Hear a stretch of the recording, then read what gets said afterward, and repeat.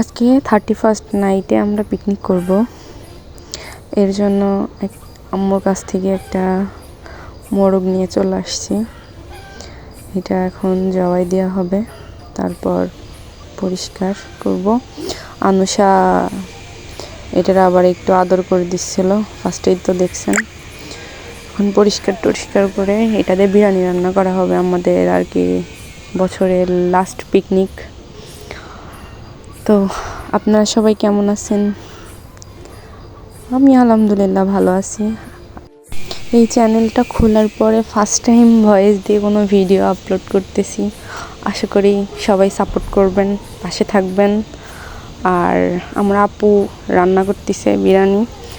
আমি অবশ্য বাসায় ছিলাম না, ফুটেজগুলো আমার বোন কালেক্ট করছে। তো যাই হোক, আমাদের ভিডিওটা এনজয় করেন। আল্লাহ হাফেজ।